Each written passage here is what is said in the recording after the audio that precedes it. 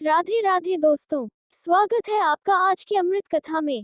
दोस्तों, आज हम रसपान करेंगे खाटू श्याम बाबा की पावन कथा का।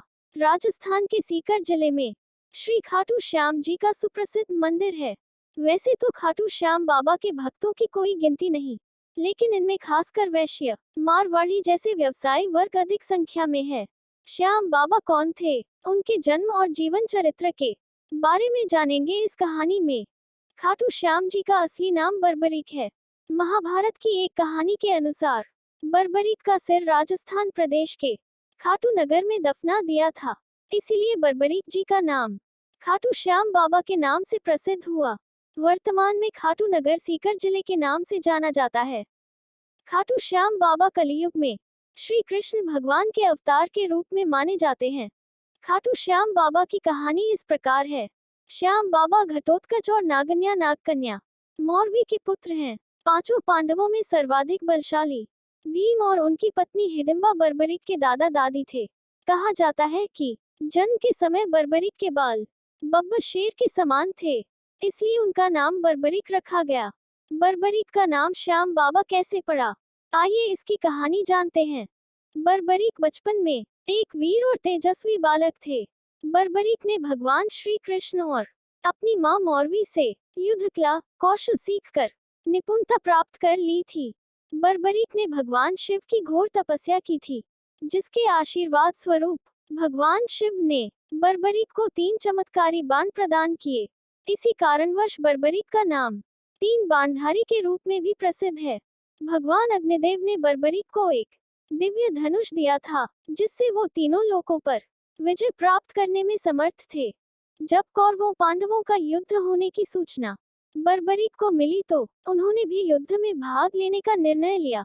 बर्बरीक ने अपनी मां का आशीर्वाद लिया और उन्हें हारे हुए पक्ष का साथ देने का वचन देकर निकल पड़े। इसी वचन के कारण हारे का सहारा बाबा श्याम हमारा, ये बात प्रसिद्ध हुई। जब बर्बरीक जा रहे थे तो उन्हें मार्ग में एक ब्राह्मण मिला। ये ब्राह्मण कोई और नहीं, भगवान श्री कृष्ण थे, जो कि बर्बरीक की परीक्षा लेना चाहते थे। ब्राह्मण बने श्री कृष्ण ने बर्बरीक से प्रश्न किया कि वो मात्र 3 बाण लेकर लड़ने को जा रहा है, मात्र 3 बाण से कोई युद्ध कैसे लड़ सकता है। बर्बरीक ने कहा कि उनका एक ही बाण शत्रु सेना को समाप्त करने में सक्षम है, और इसके बाद भी वह तीर नष्ट न होकर वापस उनके तरकश में आ जाएगा। अतः इन तीनों तीर के उपयोग से तो संपूर्ण जगत का विनाश किया जा सकता है। ब्राह्मण ने बर्बरीक से एक पीपल के वृक्ष की ओर इशारा करके कहा कि वो एक बाण से पेड़ के सारे पत्तों को भेद कर दिखाए। बर्बरीक ने भगवान का ध्यान कर एक बाण छोड़ दिया। उस बाण ने पीपल के सारे पत्तों को छेद दिया, और उसके बाद बाण ब्राह्मण बने कृष्ण जी के पैर के चारों तरफ घूमने लगा। असल में कृष्ण जी ने एक पत्ता अपने पैर के नीचे छिपा दिया था। बर्बरीक समझ गए कि तीर उसी पत्ते को भेदने के लिए ब्राह्मण के पैर के चक्कर लगा रहा है। बर्बरीक बोले, हे ब्राह्मण, अपना पैर हटा लो, नहीं तो ये आपके पैर को छेद देगा। श्री कृष्ण बर्बरीक के पराक्रम से प्रसन्न हुए। उन्होंने पूछा कि बर्बरीक किस पक्ष की तरफ से युद्ध करेंगे। बर्बरीक बोले कि उन्होंने लड़ने के लिए कोई पक्ष निर्धारित नहीं किया है, वो तो बस अपने वचन अनुसार हारे हुए पक्ष की ओर से लड़ेंगे। श्री कृष्ण ये सुनकर विचारमग्न हो गए, क्योंकि बर्बरीक के इस वचन के बारे में कौरव जानते थे। कौरवों ने योजना बनाई थी कि युद्ध के पहले दिन वो कम सेना के साथ युद्ध करेंगे। इससे कौरव युद्ध में हारने लगेंगे, जिसके कारण बर्बरीक कौरवों की तरफ से लड़ने आ जाएंगे। अगर बर्बरीक कौरवों की तरफ से लड़ेंगे तो उनके चमत्कारी बाण पांडवों का नाश कर देंगे। कौरवों की योजना विफल करने के लिए ब्राह्मण बने कृष्ण ने बर्बरीक से एक दान देने का वचन मांगा। बर्बरीक ने दान देने का वचन दे दिया।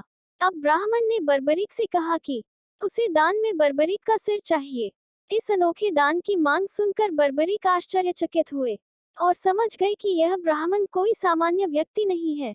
बर्बरीक ने प्रार्थना की वो दिए गए वचन अनुसार अपने शीश का दान अवश्य करेंगे, लेकिन पहले ब्राह्मण देव अपने वास्तविक रूप में प्रकट हों। भगवान कृष्ण अपने असली रूप में प्रकट हुए। बर्बरीक बोले कि हे देव, मैं अपना शीश देने के लिए वचनबद्ध हूँ, लेकिन मेरी युद्ध अपनी आंखों से देखने की इच्छा है। श्री कृष्ण बर्बरीक की वचनबद्धता से प्रसन्न होकर उसकी इच्छा पूरी करने का आशीर्वाद दिया। बर्बरीक ने अपना शीश काटकर श्री कृष्ण को दे दिया। श्री कृष्ण ने बर्बरीक के सिर को 14 देवियों के द्वारा अमृत से सींचकर युद्धभूमि के पास एक पहाड़ी पर स्थित कर दिया, जहां से बर्बरीक युद्ध का दृश्य देख सके। इसके पश्चात श्री कृष्ण ने बर्बरीक के धड़ का शास्त्रोक्त विधि से अंतिम संस्कार कर दिया। महाभारत का महान युद्ध समाप्त हुआ और पांडव विजयी हुए। विजय के बाद पांडवों में ये बहस होने लगी कि इस विजय का श्रेय किस योद्धा को जाता है। श्री कृष्ण ने कहा, चूंकि बर्बरीक इस युद्ध के साक्षी रहे हैं, अतः इस प्रश्न का उत्तर उन्हीं से जानना चाहिए। तब परमवीर बर्बरीक ने कहा कि इस युद्ध की विजय का श्रेय एकमात्र श्री कृष्ण को जाता है, क्योंकि यह सब कुछ श्री कृष्ण की उत्कृष्ट युद्ध नीति के कारण ही संभव हुआ। इस विजय के पीछे सारी श्री कृष्ण की ही माया थी। बर्बरीक के इस सत्य वचन से देवताओं ने बर्बरीक पर पुष्पों की वर्षा की और उनके गुणगान गाने लगे। श्री कृष्ण वीर बर्बरीक की महानता से अति प्रसन्न हुए और उन्होंने कहा, हे वीर बर्बरीक, आप महान हैं। मेरे आशीर्वाद स्वरूप आज से आप मेरे नाम श्याम से प्रसिद्ध होगे। कलियुग में आप कृष्णावतार रूप में पूजे जाएंगे और अपने भक्तों के मनोरथ पूर्ण करेंगे। भगवान श्री कृष्ण का वचन सिद्ध हुआ और आज हम देखते भी हैं कि भगवान श्री खाटू श्याम बाबा जी अपने भक्तों पर निरंतर अपनी कृपा बनाए रखते हैं। बाबा श्याम अपने वचन अनुसार हारे का सहारा बनते हैं। इसीलिए जो सारी दुनिया से हारा सताया गया होता है, वो भी अगर सच्चे मन से बाबा श्याम के नामों का सच्चे मन से नाम ले, स्मरण करे, तो उसका कल्याण अवश्य ही होता है। श्री खाटू श्याम बाबा की महिमा अपरंपार है। श्याम बाबा आपसे विनती है कि इसी प्रकार अपने भक्तों पर अपनी कृपा बनाए रखें। बोलो श्याम बाबा की जय।